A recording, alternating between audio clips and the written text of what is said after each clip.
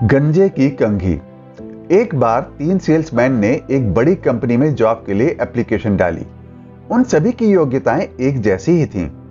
इसलिए company management ने उनमें से सही कैंडिडेट को सिलेक्ट करने के लिए एक प्रतियोगिता आयोजित की। इस प्रतियोगिता के अंतर्गत उन तीनों सेल्समैन को किसी भी पहाड़ी मंदिर में भिक्षुओं को कंघी की बिक्री करनी थी। शर्त यह थी कि मंदिर के साधु या भिक्षु उस परंपरा के हों जहां उन्हें अपना सिर मुंडवाना पड़ता हो। उन तीनों प्रार्थियों से कहा गया, आपके पास 3 दिन हैं और आप तीनों में से जो भी सबसे अधिक कंघियां बेचेगा उसे काम पर रख लिया जाएगा। इस प्रकार तीनों प्रार्थी कंघी बेचने के लिए अपने अपने काम पर निकल पड़े। 3 दिनों के बाद वो तीनों अपना कार्य समाप्त करके वापस लौट आए। कंपनी मैनेजर के सामने पहले प्रार्थी ने बताया, सर ये बहुत कठिन काम था, लेकिन फिर भी मैंने एक कंघी तो बेच ही दी। वो आगे बोला, पहले तो उन भिक्षुओं ने मुझ पर खुलेआम उनका मजाक उड़ाने का आरोप लगाया और बहुत बुरा भला कहा। इससे मैं बहुत निराश हुआ और वापस जाने का मन बना लिया।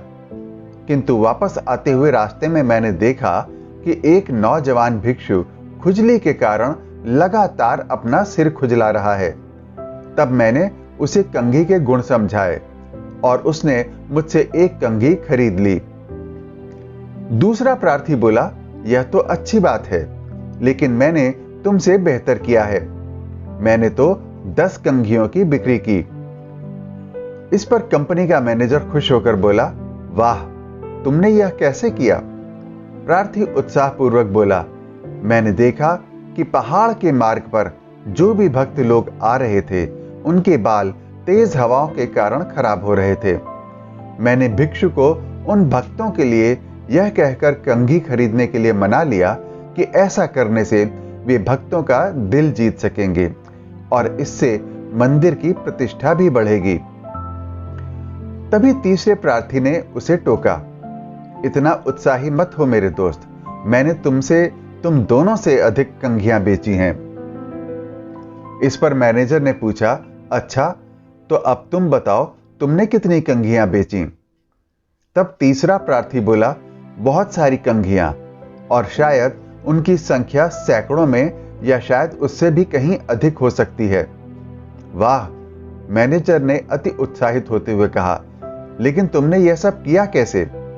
वह प्रार्थी बोला, मैं वहां के सबसे सीनियर भिक्षु के पास पहुंचा और वहां आने वाले प्रत्येक श्रद्धालु की सुविधाओं का ध्यान रखने के लिए उनके श्रम और योगदान की प्रशंसा की।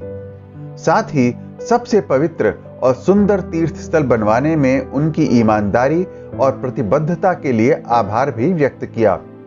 मैंने उन्हें सलाह दी कि वहां आने वाले श्रद्धालुओं को महात्मा बुद्ध के आशीर्वाद स्वरूप एक स्मारिका अवश्य दें, और इस प्रकार मैंने उन्हें धार्मिक ज्ञान के साथ खुदाई की हुई लकड़ी की कंघियां दिखाईं और बताया कि किस प्रकार श्रद्धालुओं को दूसरों के प्रति दयालु होने के लिए प्रोत्साहित किया जा सकता है। तब यह विचार उस सीनियर भिक्षु को बहुत पसंद आया और उन्होंने 1000 कंघियां तुरंत ले लीं। वाह, क्या बात है, तुम तो बड़े भाग्यशाली हो, अन्य 2 प्रार्थियों में से एक ने चुटकी ली। तब इंटरव्यू लेने वाला मैनेजर बोला, नहीं, वास्तव में यह भाग्य की बात नहीं है। इस प्रार्थी ने काम पर जाने से पहले ही योजना बना ली थी। उसने वहां जाने से पहले ही कंघियों पर संदेश खुदवा लिए थे, क्योंकि वो जानता था कि अगर यह मंदिर नहीं तो कोई और मंदिर या मठ इन्हें जरूर खरीदेगा। तब तीसरा प्रार्थी मुस्कुराया और बोला, अभी आगे और भी है। मैं परसों मंदिर में यह देखने के लिए फिर लौटा कि देखूं वहां पर गुरुजी कैसा कर रहे हैं। मैंने देखा कि कंघी पर भगवान बुद्ध के मानवीय संदेश से प्रभावित होकर कई श्रद्धालुओं ने अपने घर जाकर अपने मित्रों और परिजनों को भी इसकी जानकारी दी है। उस पहाड़ी मंदिर में रोजाना आने वाले श्रद्धालुओं की संख्या में भी अब बढ़ोतरी हो रही है। इसी कारण वहां कंघी की मांग भी अब और बढ़ गई है और लोग इसके लिए प्रीमियम का भुगतान तक करने को तैयार हैं।